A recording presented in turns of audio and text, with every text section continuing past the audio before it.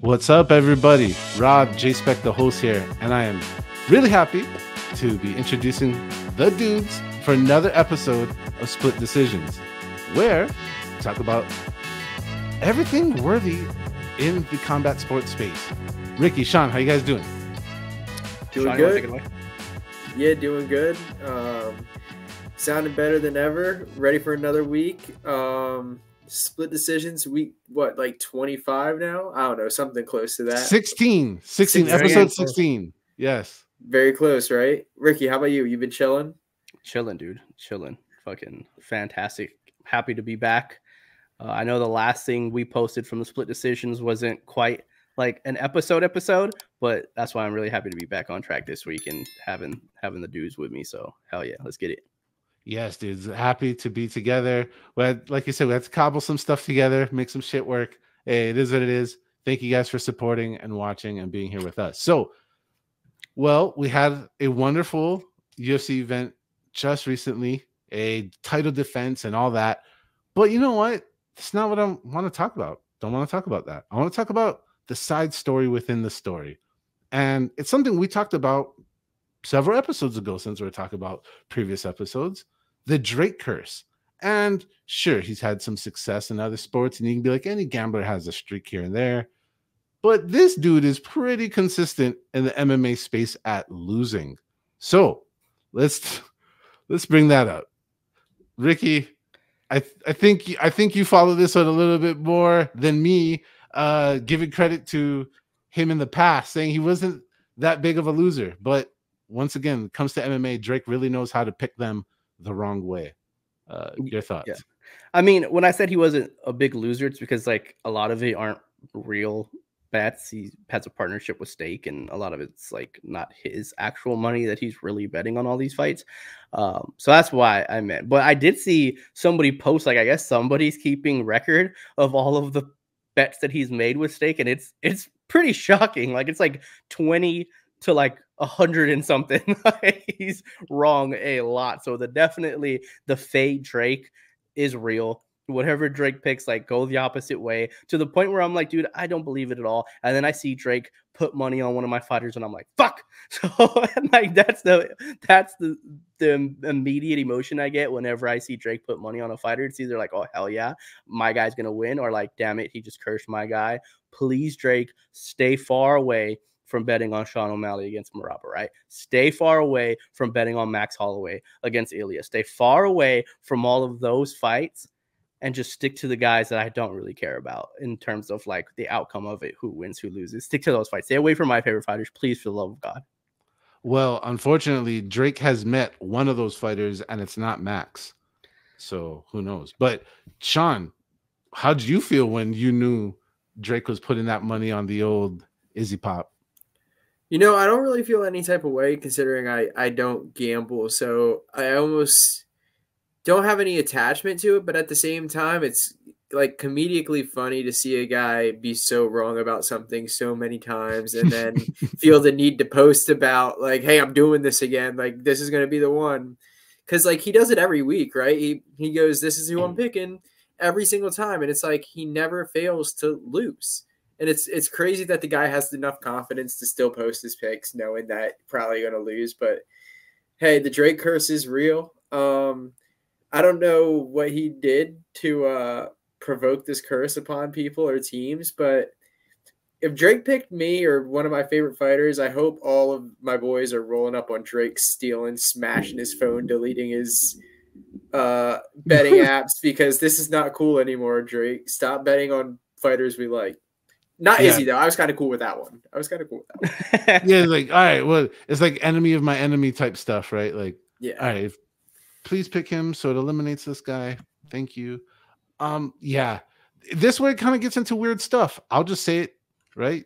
It's either a little bit of collusion, knowing that it's connected to that stake stuff, and you know, obviously the allegations of infused money and fake bets and all that stuff, or two, like, that is just the true condition of a lot of gamblers. Like, they don't know when to stop. Like, it's genuinely like, oh, I'm gonna get it right this time. Just watch, guys. Like, and when I hit it big this one time, it's gonna erase the 7 times I was wrong, but it doesn't matter if it does erase the 7 times you're wrong, because when you have a ratio as bad as 20 against how much, Ricky? How much? But I need to find the tweet. If I find it, I'll add it in here. 20 and 161 or something. It was something ridiculous, dude. It was some like ridiculously bad, like really ratio. Yeah, it was dude, crazy. 20 to 160. Oh shit. Okay, yeah. So even then, that's it. Sorry, I'm not here to dump on stuff. I just live in Vegas. I've seen it myself. I see how it works. All right. Well, seeing how it works, I can't go any further without talking about the wonderful AllStar Sports app. Download it now, available in all your Play stores. There's a wonderful way to make UFC picks and make leagues, play along. It's all free. Get customized sports news exactly the way you want it. Download it now. All right. You know who probably needs to download the AllStar Sports app to get with it again? And I'm going to put it out there. I'm going to throw this ball right at Sean. Sean knows what's up. Can Izzy still style bend it? Can he? Can he, bro? Can he still style bend it? I don't know. Style bending. I'm still trying to figure out what style bending is. Been trying to figure it out since I guess Izzy's debut. Something he came up with, right? And doesn't really seem to style bend considering he fights primarily with one style. I think he is done style bending. I think he never really was style bending. I think Izzy's on the way down, unfortunately, and we talked about it in our show Post Fight Clarity. I think I was mentioning three round fights for Izzy coming up, potentially like a thing. This could be a new Izzy, 3-round Izzy. You never know where this is gonna go, but yeah, I think Izzy's done style bending it. So you take the 5-round style and you bend it a little bit, it becomes a 3-round style, right? Is that Ricky style bending it still? Question mark. Yeah, I'm gonna go completely opposite of my boy Sean. I think he was still style bending it against Dricus. I thought he looked good. I thought it looked more like pre Sean Strickland Izzy. I thought he looked better. I mean, there's no argument that he had a lot more success against Dricus than he did against Sean Strickland. He had close to no success against Strickland, where Dricus, it was like, hey man, he was really, especially to the body, was really fucking Dricus up. Dricus is just can weather any storm, it appears, and just keep going forward.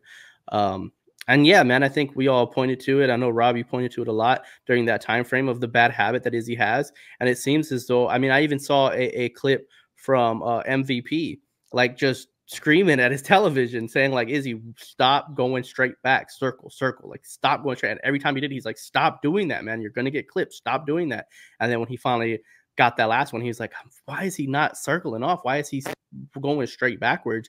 And I think part of that is just, look, man, when you get hurt the way he did against Alex, when you get dropped the way he did against Sean, those things hadn't happened to him before. Yes, he had gotten clipped by certain guys in the past, but never to that level, never to a stoppage, or never where he like kind of flash knockout like Sean Strickland. It does take away some of that aggressiveness, some of that countering of, hey, when you come in wild like that, I'm looking to counter. Instead is he's like, hey, when someone comes in wild, I'm just trying to stay safe. And I think that has led Izzy to kind of having that blueprint against him now, where you're like, oh shit, Izzy's kind of has a real problem with people that just bum rush him. Like he really has an issue with that. But as far as like his abilities, there's still 50 guys that Izzy's going to go and beat in that division, in the UFC, out of the UFC. Like there's still a crap ton of middleweights that Izzy's going to style bend on, whatever the hell that means. Like there's still a bunch of dudes Izzy can beat. Can he beat the champion in Drake? Can he beat Sean Strickland in a rematch? I don't know. Like that is way more up for debate.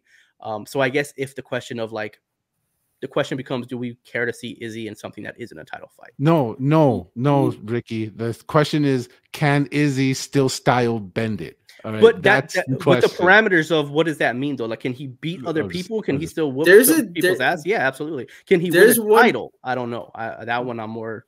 That part is, can he still style bend it? Like, what are we talking about? And I'm talking about the guy who came out song and dance, 3-piece fucking matching dance crew, fucking doing that. That was style bending it, shocking and awing your crowd and opponent before you ever even got into there. That That's a good Fucking that's a good that point is though, it. bro. That's a good point though. Is Izzy more concerned about losing? Like, is he losing some of that confidence where like now instead of like how entertaining can I be in there? Now he's like, I fucking really, really need to win. That because that could be a major issue for a Well, fighter. Like when they that start losing some of that confidence, we've seen it a million times. Like as soon as you're that right. confidence starts wavering, we never see them the same again. Look at Tiger Woods. I know that was a stretch of a comparison, but Sure, fuck, I wish happened. I knew more about Tiger Woods in golf. When he got busted for hooking up with all them hoes. Once he lost once he lost his troop, he lost his skills. Well, I mean, listen, confidence, bro, golf, confidence. You can't lose your stroke in golf. You know what I mean? That's all I'm gonna say. Confidence is key in life. The kids call it aura now. Yeah, you need that aura. Izzy lost his fucking aura. That's what happened. He needs the Riz or whatever they say, right? Fucking. So the point is, what I'm trying to get to is that guy, that version, and I don't know because we don't really see charisma. I'm gonna say it the old way. We don't really see the charisma come back to the older fighter once they kind of get these choppy waters. It happens every once in a while. Every once in a while, there's a Muhammad Ali. But look, I just brought up the one guy you can think of. Every once in a while, there's a fucking Randy Couture. There's the one in a million. That's it. Like GSP, maybe. I don't know. I don't like the guy. Definitely. But the point is, did you say definitely John Jones? Did you just say definitely GSP? Oh, John Jones. Oh, okay. Well, I mean, John never lost anybody, but all right. What I'm saying is, with his flaw, the blueprint that Ricky just mentioned, that part, the blueprint. If I'm seeing it, everybody else got to see it. Adesanya cannot fire an attack going backwards. When he moves backwards, and yes, moving at an angle, obviously MVP knows what he's talking about. And I would have less than a fucking Drake's fucking win record if I tried to do anything against Adesanya. So I'm saying this with all respect in the world. It's just that when he's backing up, all these top level guys are seeing safe. It's safe. All you got to do is deal with the initial. There's going to be maybe he's going to counter you that first time, that first moment coming through the door. He's going to try to straight right hand, or maybe like a little chopping hook, maybe, or just jab off of it. But what he's doing is meeting you right then and there on that first counter and run. It's running. It's pure running, and it's not good. And it's leaving, like I said, that window of opportunity guy's not respecting anymore. He used to catch everybody on those opening spots and make you look stupid and press the attack after he got you. But now he's not even doing that. Once again, change of the times, confidence, age, fucking experience. Who knows? Like, this is the fight game. It's all complicated. I will say this. There's still enough time on the clock. I'm not saying that Izzy becomes a champion again, especially with what I want to say next. But man, he still could have very high level fights that people are gonna love. That's why I'm gonna say that. Like, he's definitely still a big time draw. And I don't know about you guys. I'm not even the biggest Izzy fan, but if they're to say he's gonna be fighting again soon, I'm gonna be hell yeah about that fight, no matter who it is. You guys agree? There's one person I know he can't style bend it against. Poton. I don't think he can ever style bend it against Poton again. And what do you think, dude? He's saying maybe coming down to 185 again. Middleweight is something that obviously was just a hot topic. We're just talking about it. But who makes it even hotter is a former champion, the current reigning defending light heavyweight champion, throwing shit out on the internet, throwing stuff out on the internet, making it fucking questionable. Ricky, are you buying in the hype? Are you buying into the hype that Alex Pereira is coming back to middleweight again? First of all, can't let that slide. No, did he? He said Alex Pereira makes it even hotter. I'm like, hey, yo. Make it a division. No, hey, you know what? I'm going to stay on it. You know what? Fuck that. I'm going to come, rewind. I'm going to come back. I'm going to stand on that shit. Ladies love him. Guys want to be like him. AP is hot. We're going to leave it alone. We're just going to own that shit. Boom, done. All did. Never mind the no did he. All did he.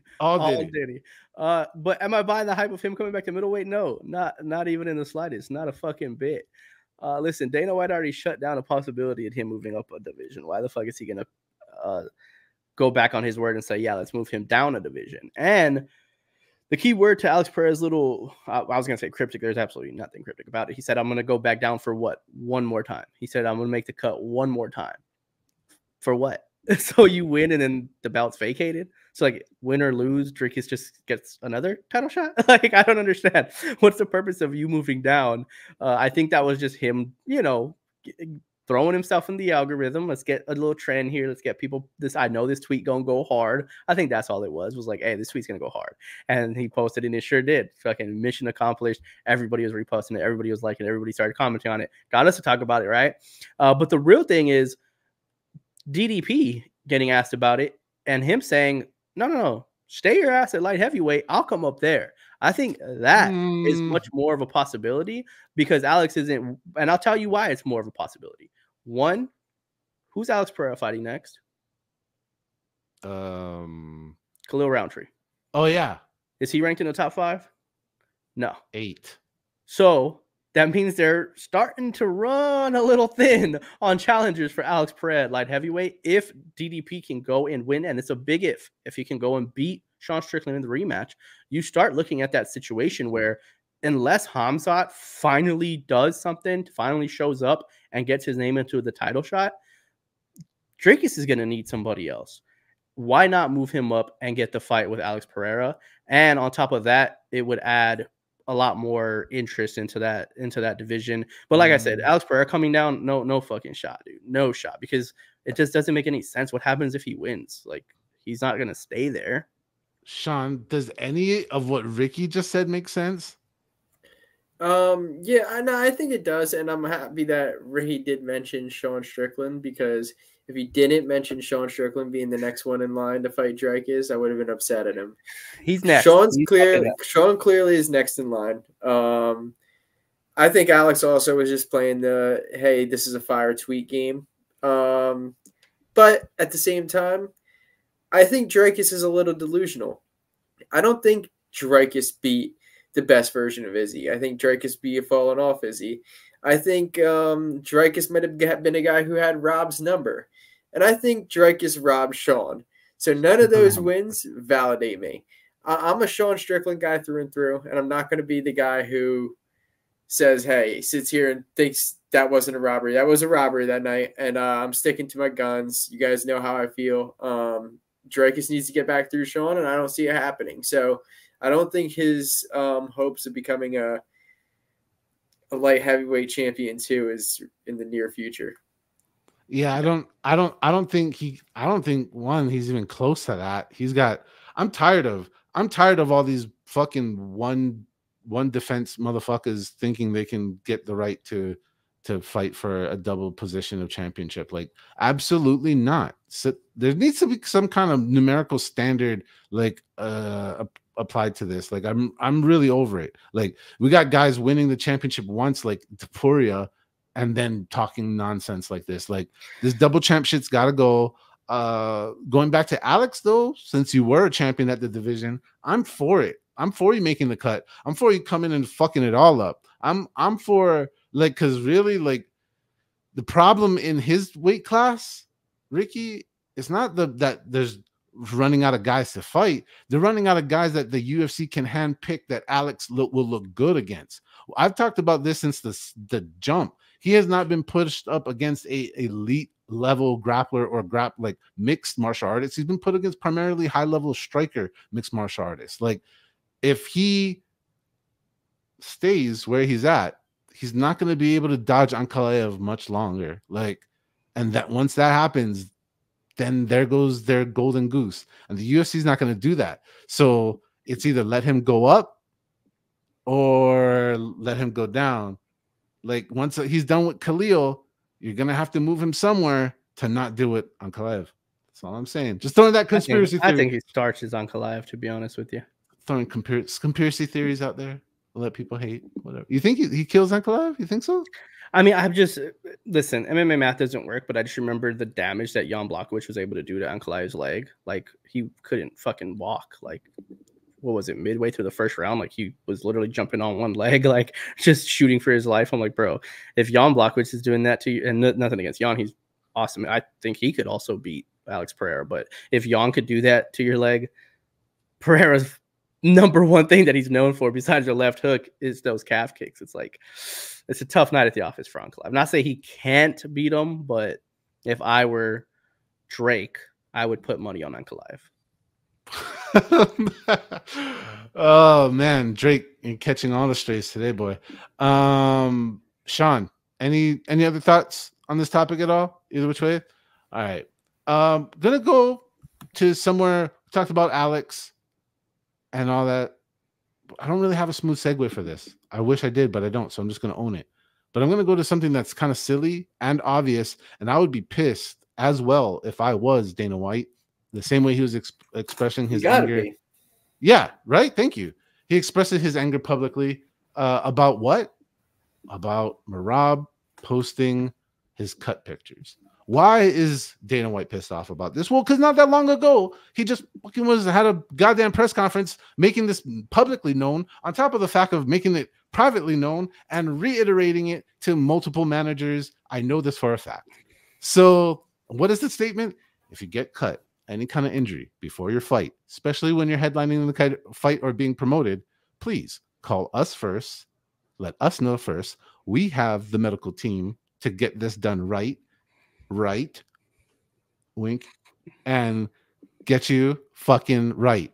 So this is public knowledge, bro. Like, and once again, earlier this year, I don't know which fight, but Dana was specific about it. He even gave details about how they could go about Charles Oliveira. Thank you, Ricky. You're the man. Fucking about how they could do some things. I forget. I'm paraphrasing, but there was like high-level surgical techniques. I'm just gonna leave it at that. So maybe shit could happen. Not, oh, go fuck around, do whatever you like. Go to your local fucking surgeon and get some stitches.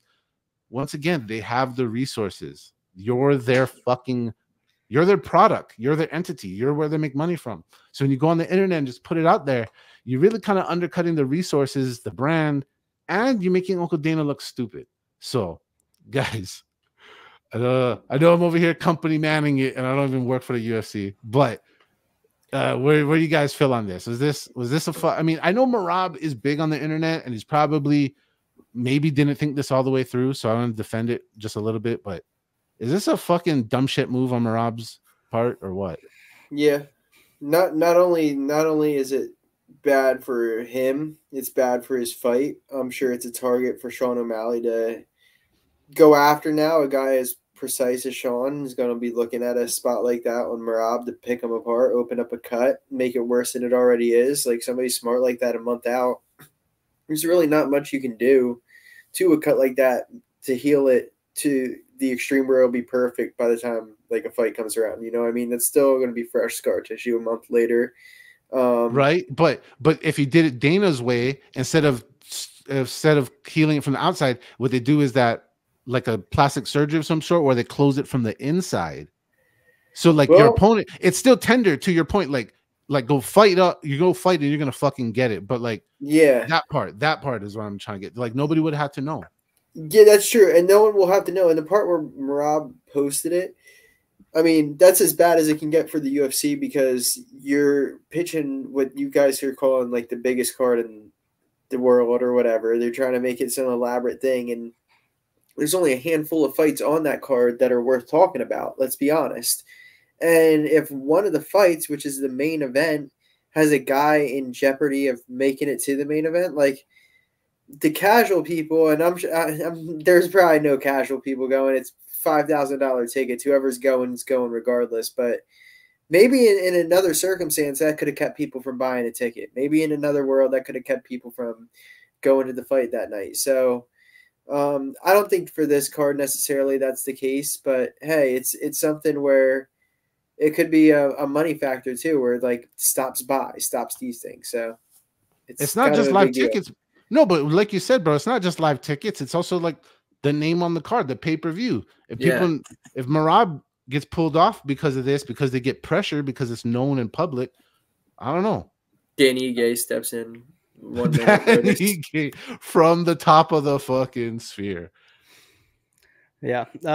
No, I disagree with both of you, man. I think this was really smart on Merab. I think that giving that insight to your camp and being extremely transparent is like, great. Sugar Sean loving motherfucker. For me, take it a step further. I think you should live stream all of your sparring sessions, all of your training, live stream everything, have everything out on video, everything that's going on in your camp. fucking 24-hour streams, like all of that. No, in all seriousness, in your house, all yeah, of it. it's stupid.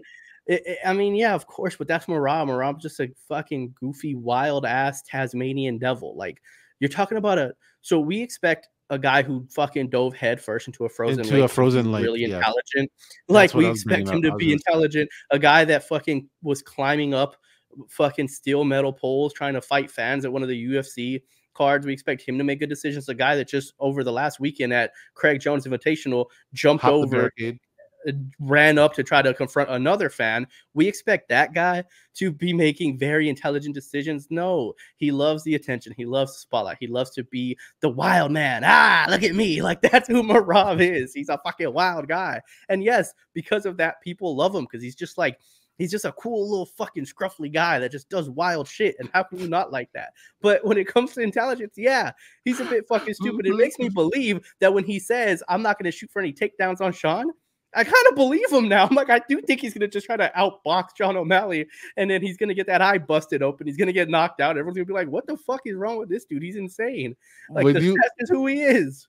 When you edit this, I want you to edit and slowly replay small, scruffily lovable guy or whatever you just said, dude. That was... He's just a cool little fucking scruffy guy that just does wild shit. And how can you not like that? That's him. He's just a little fucking scruffy wild dude, bro. And people love him for it. But like, we expect that guy to make. You guys remember we've all seen it now, right? Where it was Hunter Campbell, I believe, that had that conversation with him in the back during like was it on Amazon Prime? Sean, I know you've seen it before. Like I forget the series name. Inside the UFC. It's like, yeah, the behind the scenes thing where he's talking to him and he's like, dude, what did I just, it was when he took Sean's jacket and he was like with him and he's like, dude, what did I just fucking tell you? Like, we just paid this bill for you jumping up there trying to fight the fan. We just did a bunch of legal shit for you. And like, I just fucking told you not to do anything stupid. And you go take the dude's jacket, run up there, cause a fucking scene. Yeah, that's what he does. He causes scenes like that. We know this by now. That is what Merab does. So as far as the fight goes, listen, you're going to have to fucking hit Merab with a cast iron skillet in the back of the head in order for him to miss a fight. Like, he's going to show up. He's going to be there. It's going to be all right. He's going to get knocked out no matter what. So let's just. He's going to get. I love the never ending campaigning brother. For Sugar Sean O'Malley. Once again, Ricky, till the wheels fall off. President of the North American Sugar Sean O'Malley fan club. And still. Yeah, man. Like, that's the part. Like, at the very basic level, like, why'd you put that out there for Sean to know? Like, just like, I did see Sean O'Malley post a fucking video today. Actually, he had a fucking band-aid over his eyebrow. He's like, guys, I got cut. Fuck. Yeah, that's too easy. He had to do that. That's too easy. Too much of a layup. Yeah. So yeah, going back to that, man. So I've long time poo-pooed on pro athletes that have abundant resources, especially given to them at the professional level, the league level, where they're taken care of on things. And I know this is not the fucking same at all, but it kind of is. When you talk about professional fighting and resources and availability, you're in the UFC. You have Dana White asking, hey, when you get hurt, like you said, you get hurt, you're on my card. I'm the guy that you need. Me or Hunter can't like fucking make one of these motherfuckers is your first phone call. Nobody else, nothing else. And these guys don't take it. And it's just weird to me because I just know we know so many other fighters or guys on the come up even in the UFC that, like, once again, if they were put on a headline or opportunity, I know they would take these resources. So maybe the wild man syndrome got into him. Maybe it was the heat of the moment, as you say. Like, you just go with what you're thinking is best in the moment, and then afterwards you're like, oh shit. So whatever the case is, this all leads into UFC Noche, and I'm just gonna leave my fingers crossed and hope for the best, and hope that everything turns out good and we end up keeping the fight, and the fight ends up being epic, and Sean ends up getting knocked out like he's supposed to. What? Who just said that? That's who? Sean? Your mic was hot. That was totally you. Guys, man, we're at towards that end part of the show where we say thanks. Thank you to everybody. Thank you to you guys. But more importantly, I want to ask you if you got things that you're thankful about that you want to bring up. Sean, Anything you want to throw out there? It doesn't even have to be thankful stuff. Just anything you want to throw out there. Fuck. Yeah, I don't know. My mic broke today. Got to go get a new mic. If you guys can't tell, I'm thankful for the show. I'm thankful for you guys.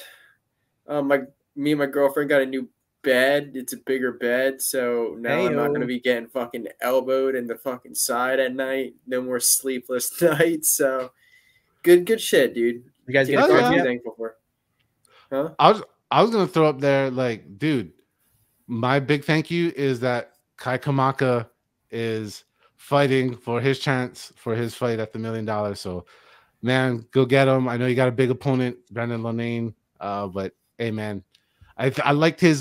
He did an interview with the local sportscaster back home in Hawaii, and he said it's not even about the chance at the $1 million. He's most excited about is a chance of claiming a world title that he's most excited about. So that's the fucking attitude that I love, and I'm thankful for that. Keep going, my brother. Ricky, what about you?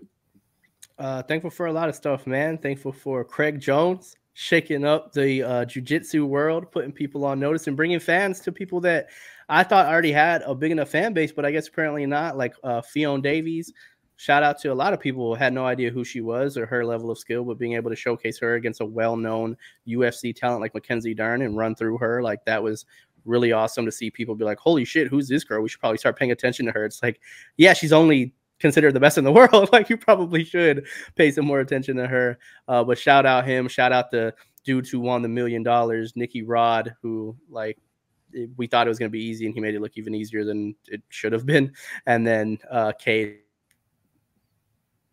And I'm gonna jump in since Ricky just got nuked for some reason. Oh my god! Yeah, he just got full blown assassinated. I don't know what just happened there. Shit. Well, we just gotta. I'm gonna finish this because this episode deserves this. So when Sean was talking about his mic broke, Sean's mic broke. What you doing to me, Sean? Dude, bro, you got hit by the fucking gods. I've never seen by the this fucking before. internet gods. Yeah, like I've seen it before where the internet starts fucking up and it'll like things start kind of losing and you're like, oh shit, I think something's gonna happen, and eventually, bro, I was like mid sentence, everything looked fine, and then all of a sudden it just like a plain white screen and it was just like lost internet connection or like lost connection. Please check the internet or whatever. I was like, what the fuck is it? I've never seen this before. Yeah, bro. I was just telling the story of what happened to Sean. So like pre-show, we're green rooming and like just getting stuff together. And Sean's mid-sentence doesn't do nothing wrong. Mic breaks. Like literally, like the god of death microphone just came in and just fucking took its life. Yeah, it's the same thing to me, bro. The death of fucking internet came in and fucking it was like. We got a fucking where's Chael Sonnen, bro? Is he in night vision goggles somewhere, fucking cutting his cord, cutting my internet connection? Like, so running around here. But ultimately, just to wrap it up, thankful to everybody. And if you are watching this and you don't follow one of us on X, do so. You see all of our ads right there, and join us in not only the watch along that we do on X, the spaces that we do on X on fight nights, but also on Sunday to join us for post-fight clarity, the live show that we do every Sunday where we really deep dive. If you're watching this and you're like, oh, I really want to deep dive on the fights, we have a show for that. And that is the live show on Sundays where we get into the biggest matchups, the biggest fights that just took place 2 days before. Tune in for that. Don't miss that one. That show's pretty fucking fun, I'm not gonna lie. That show is fun and interactive. That's the best part about that. That's what we kind of segment that. Segment that kind of information for a live show, so you guys can join in and be a part of it. Guys, I'm glad you're part of my day, my life, and this podcast, of course.